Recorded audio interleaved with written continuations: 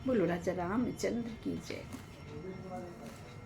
रामचंद्र जी माता कैकेयी के चरण वंदना करके कहते हैं, मोहि कहूँ मातु तात दुख कारण, करिए जतन जेहि होहि निवारण।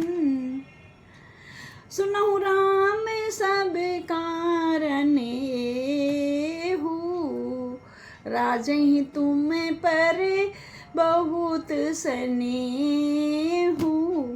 हे राम सुनो, इन सबका कारण तुम ही हो। राजन को तुम पर बहुत स्नेह है। देन कहे से मोहि दुई वरदाना, मांग्यो जो कुछ मोहि सुहाना।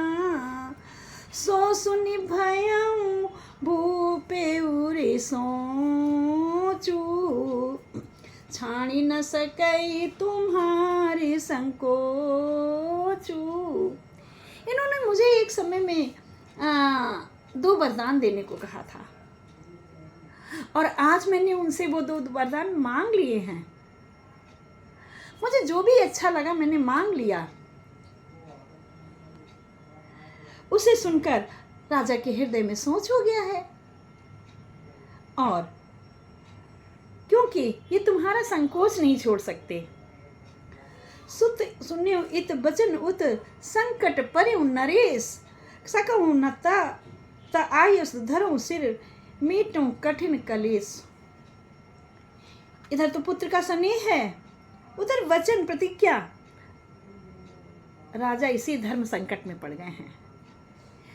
पुत्र का स्नेह है इसलिए वो तुमसे कुछ नहीं कह पा रहे हैं, लेकिन उधर वचन निभाना है, वचन पूरे करने हैं।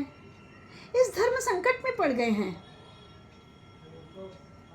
अब हे राम तुम ही इनको इस धर्म संकट से उबार सकते हो और इनके इस कठिन कलेश को दूर कर सकते हो। ऐसा कहकर कैकेयी जो थी वो निद्रक होकर बैठ गई और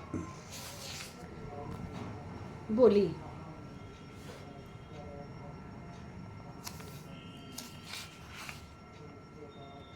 कि तुम्हारे पिता को क्या है, मैंने यही बताने के लिए तुम्हें बुलाया है। तुम बारे हैं सोच रहे किस दुख ने इन्हें दबाया है, इसका कारण बतलाने को मैंने तुम्हें यहाँ बुलवाया है ज्ञात तुम्हें तुमसे इनको अत्यधिक प्रीति है, ममता है। ये उसी मोह का चक्कर है जो इनकी बुरी अवस्था है। 2 वर देने का वचन मुझे अवधेश्वर ने दे रखा था। जब समय हुआ वह मांग लिया जो कुछ भी मुझे मांगना था। मांगा यह तिलक भरत को है, बता देती है राम को निसंकोच। कैसे बता सकती है कोई माँ जिससे वो बहुत प्यार करती हो, लेकिन बता दिया। मांगा यह तिलक भरत को हो, 14 वर्षों वनवास तुम्हें। ये सुन नृप मूर्छित हुए, अवंत हुए, इच्छा ती रखें पास तुम्हें। मैंने ये मांगा है कि भरत को राज मिले और तुम्हें 14 वर्ष का वनवास। ऐसा सुनकर ही ये मूर्छित हो गए हैं।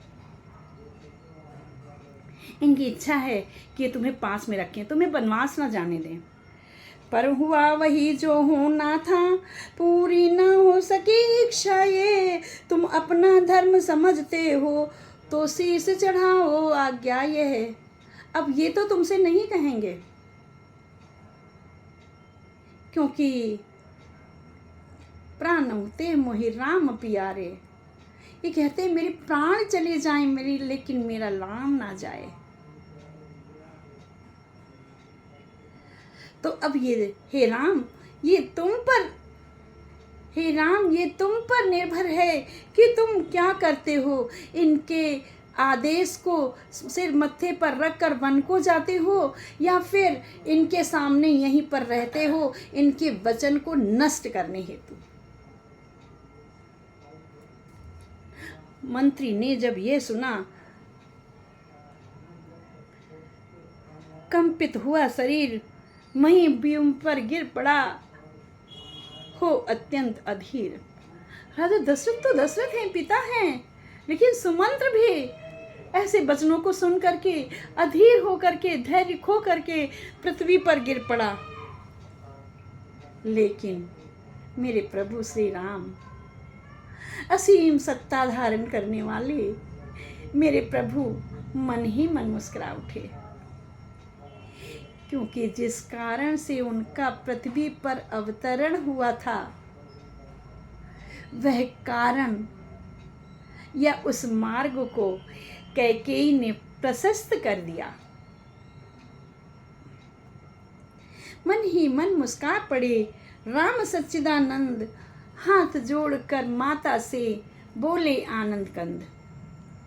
मित्रों, जानते हैं कि रामचंद्र जी ने माता से क्या कहा?